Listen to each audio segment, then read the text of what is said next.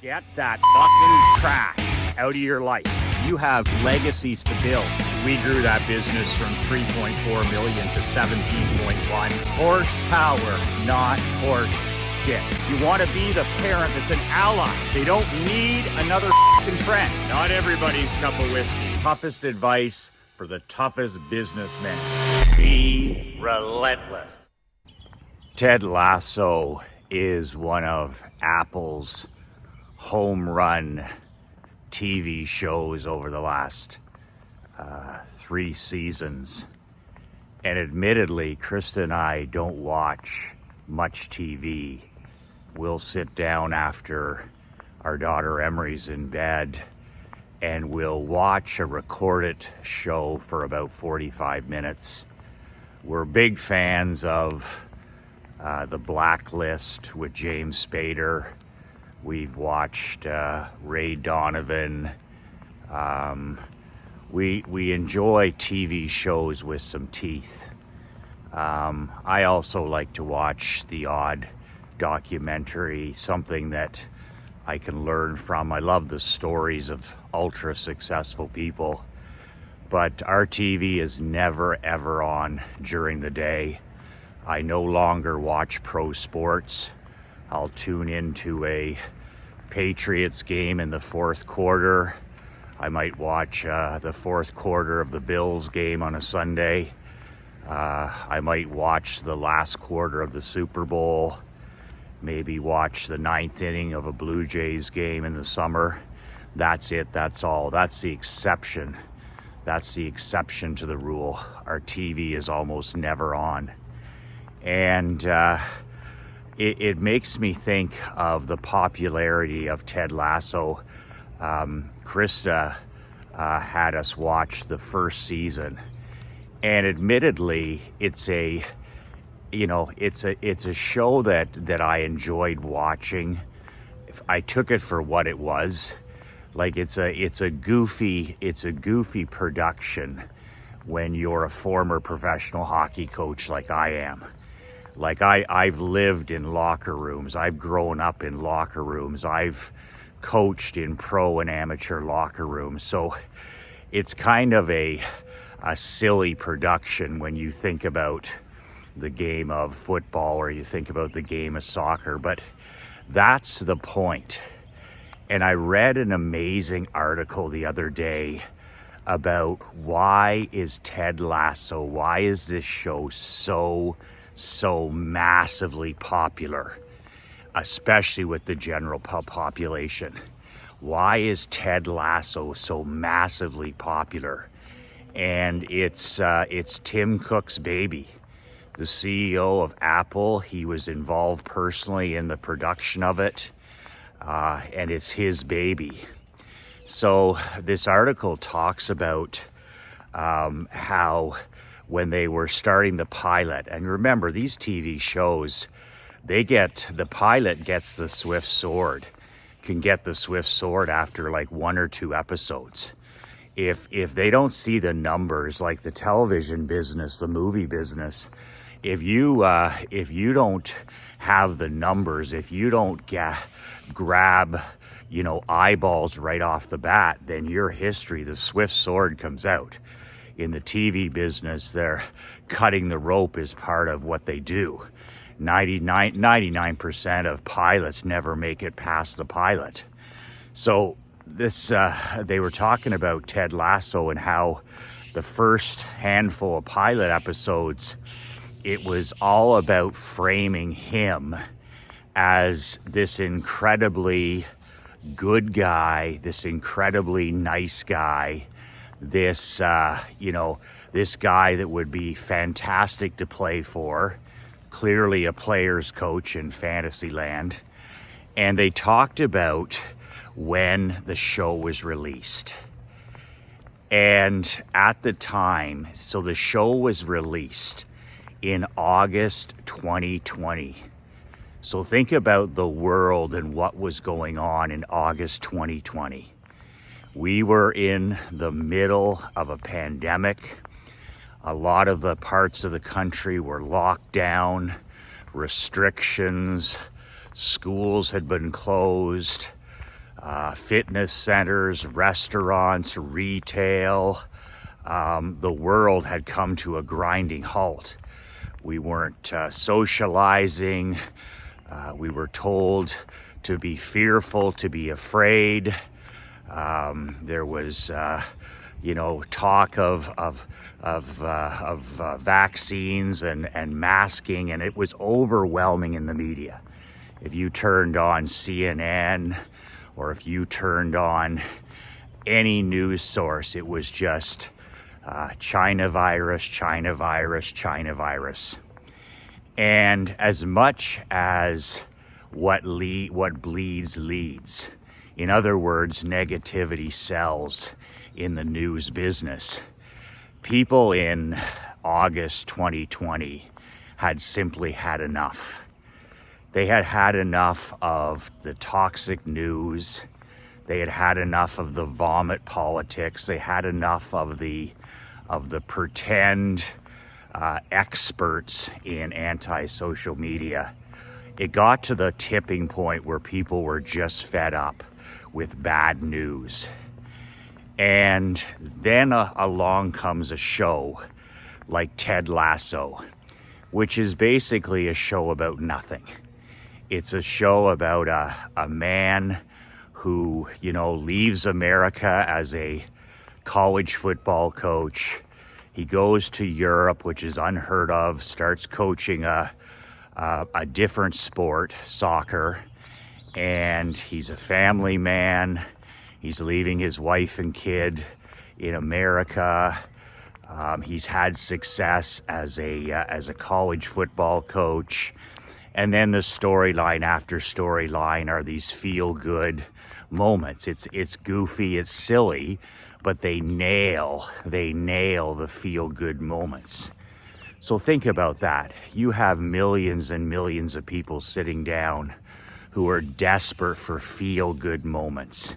They sit down at 8 o'clock at night and all they've heard about is negative news and toxic pandemic talk and people, they're locked in their homes, and they get to sit down with this Ted Lasso who makes them smile, makes them feel good for a few minutes, makes them laugh for a few minutes, and makes them feel good about things, about the world.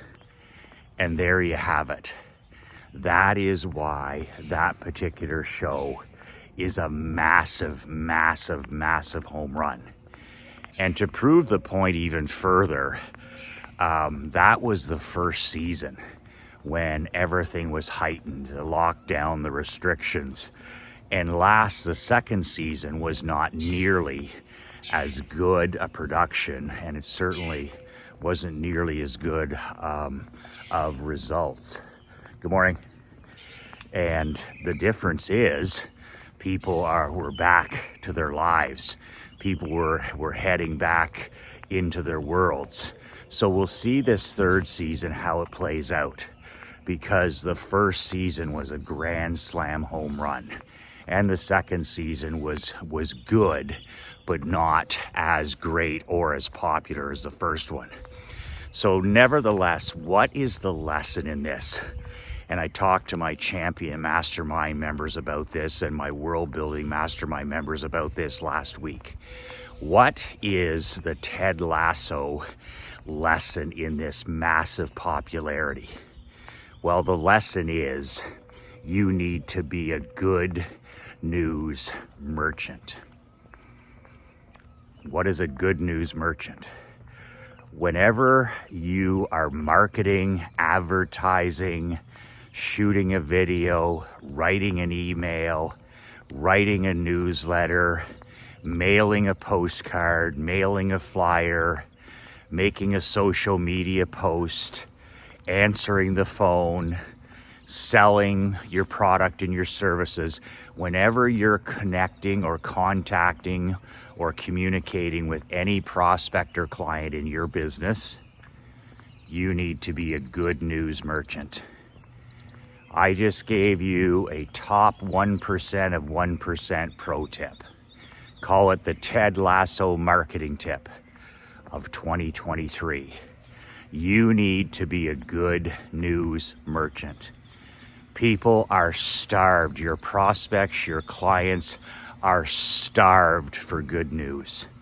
They are up to their neck and they are sick and tired of all the negativity, all the drama, all the fake news, all the online vomit, and people want a good story with good news. So how does this apply to the marketing of your company, regardless of what you're in? I have always worked at being a welcome guest, never an annoying pest. That's always been my marketing approach, whether I was in the insurance business, the consulting business, the barbershop business, the window washing business, the real estate investment business. I've always worked at becoming a welcome guest, never an annoying pest. And the way I made myself a welcome guest was to always give, and then you're a welcome guest. In other words, I'm not showing up and selling on the first date. I'm not trying to get to third base on the first date.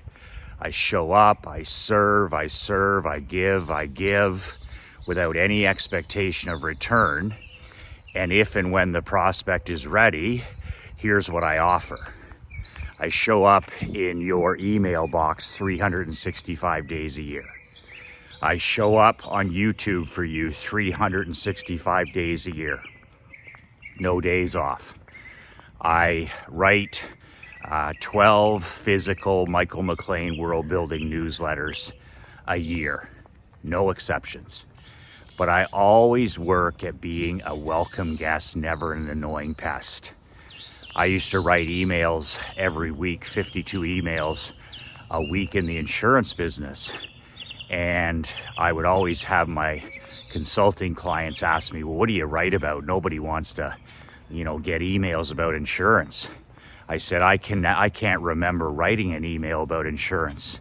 I was in the personality marketing business.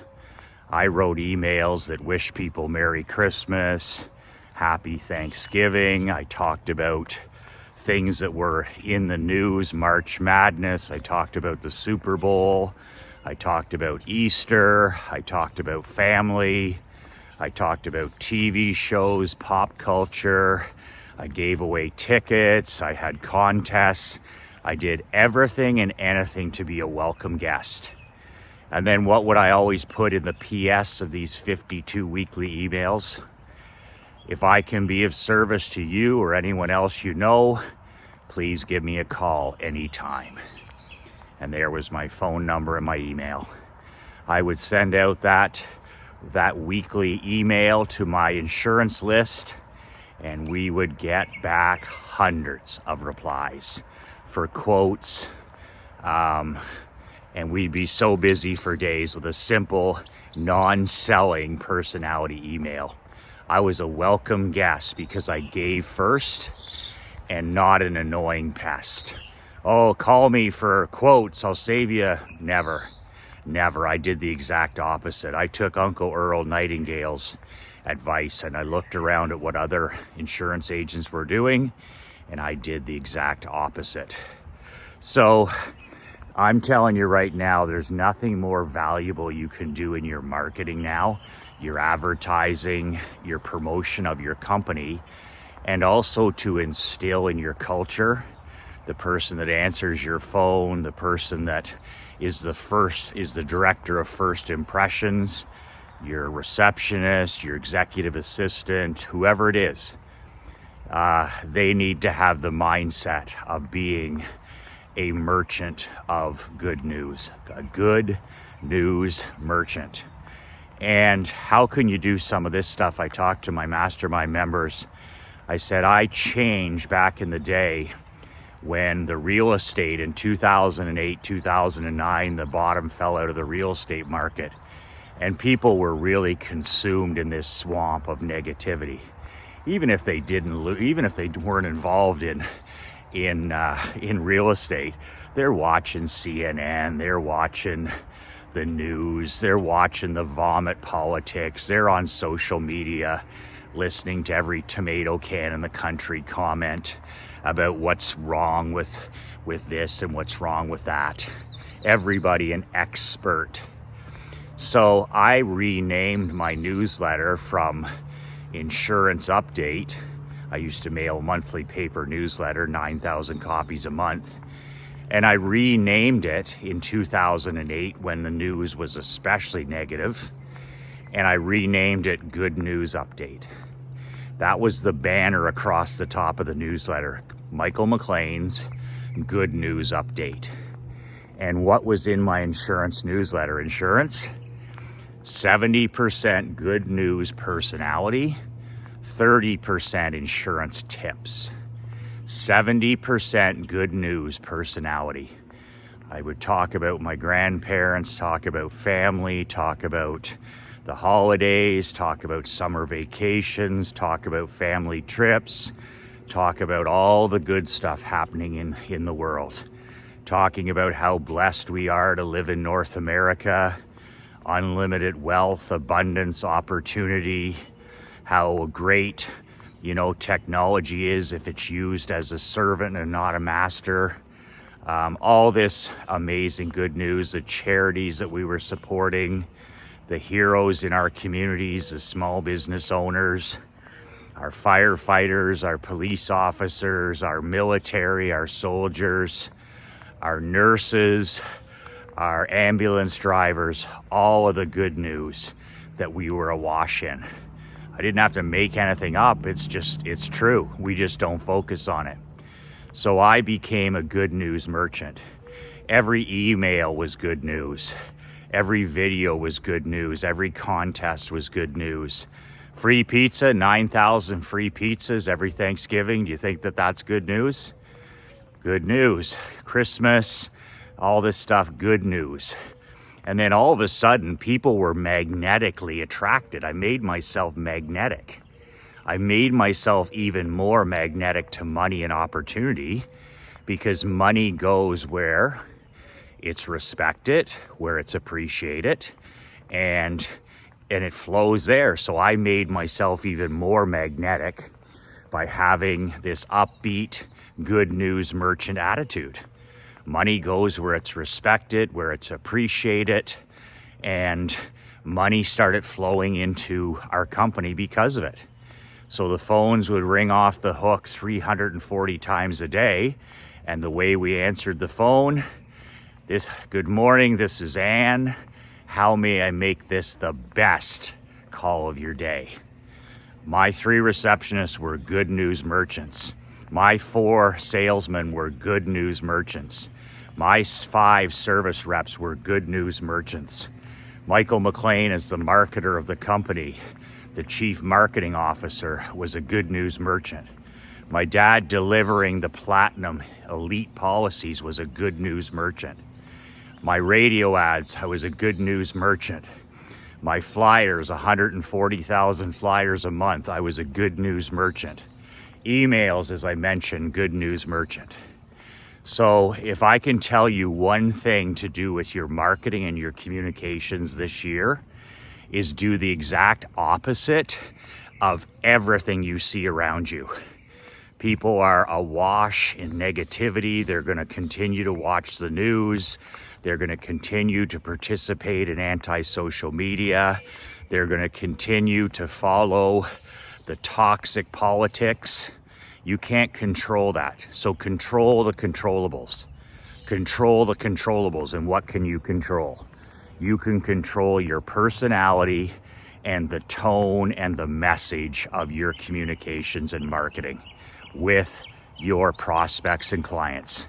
In other words, you can choose to be a good news merchant. Hey, who do you want to sit down on the porch on a Sunday afternoon, pour a glass of lemonade or have a cold beer and sit down and visit with? Do you want to sit there and visit with one of your neighbors who's a toxic, negative tomato can this is wrong, this is right, this is not my fault, bitch and chew? Or do you like to sit down with somebody who's upbeat, who's got giver energy, somebody who's a builder, not a taker, somebody who talks about all the greatness around us, our freedom, our opportunity, that we live in the greatest countries in the world, or, always bringing good news? That's the person you want to sit there and have a, sit for a spell, as my grandmother would say. Sit for a spell, Michael. And she would pour a glass of lemonade and we'd sit on the porch in the rocking chairs and sit for a spell. And why did people want to sit for a spell with my 96-year-old grandmother? Because she was a good news merchant. A good news merchant. Oh, Michael, I can't believe I'm the luckiest woman. She had a lot of my father in her. Oh, I'm the luckiest woman alive. I can't believe the cars that we drive. I can't believe the amazing houses we live in. I just can't believe it. We're so fortunate. She was a good news merchant. Those are the people you want to sit for a spell with and enjoy a cold drink on the porch or on the end of the dock or out by the pool. So become a good news merchant. It's one of my rules that I'm going to be talking about in depth in my April Michael McLean special Badass Millionaire Rules edition, backed by It's the most popular thing I write about with all my men is my Badass Millionaire Rules. And I do it once or twice a year in my newsletter, and I'm doing it this April. So the newsletter goes to print this Friday afternoon. So you have until Friday at midnight to subscribe. And then after that, it's a hard deadline. It's a real deadline. It's not some guru made up deadline. I'm just putting the finishing touches on the rules edition. And on Friday, Leanne takes it to the printer and we need to cut off our mailing list. That's our list. So if you're not on that list, you're out. And I don't do back editions, as you know. So if you want the April Badass Millionaire Rules edition of my newsletter, I'm going to talk about my 10 new rules. My 10 Badass Millionaire Rules. I had 25 in my book, How to Not Get Your Ass Kicked in Business and Life. You can get a copy of that book and the 25 rules for living life and doing business on your terms at nobullbook.com. nobullbook.com. But I've got 10 brand new Badass Millionaire Rules that I'm going to be sharing in this April's newsletter.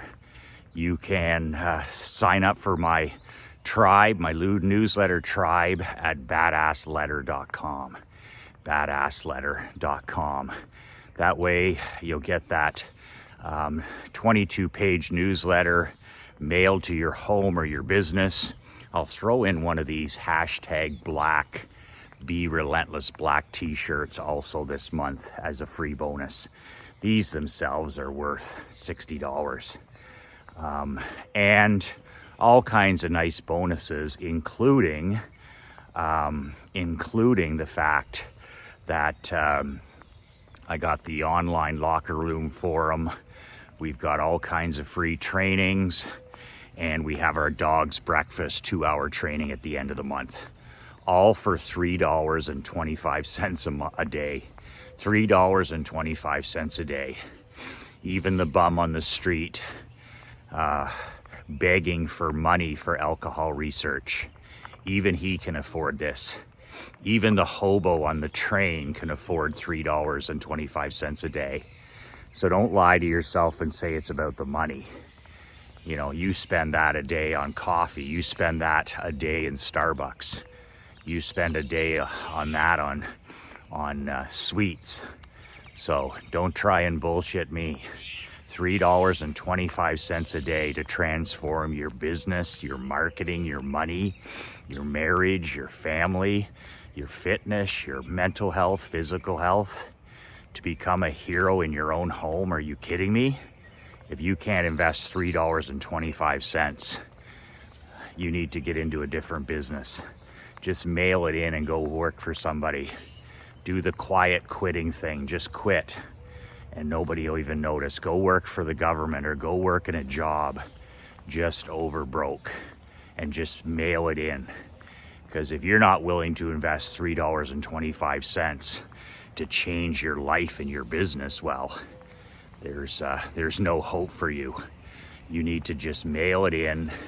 Just be one of those working slaves and drones. You live as a slave and you die as a coward. Or you can level up your life and your business and really start living life and doing business on your own terms. When the king does not rise, the kingdom dies. We need more kings to rise, and there's no better way to do it than being part of my newsletter brotherhood. Badassletter.com. That's badassletter.com. If you don't like online shopping like me, email Leanne Brennan, my badass bitch in charge, Leanne@badassmillionaire.com. Her email is below. And you have till this Friday at 11:59 p.m. Eastern, midnight, and then the doors are slam shut. Immigration is open until this Friday night. My walled garden is open until Friday night at midnight, and then immigration is slam shut again. Badassletter.com, Leanne@badassmillionaire.com. That's it. Be a good news merchant. Start showing up, start communicating every touch with your prospects, with your clients. Be a good news merchant. 2 words that changed my life, 2 words that'll change your life. Be relentless.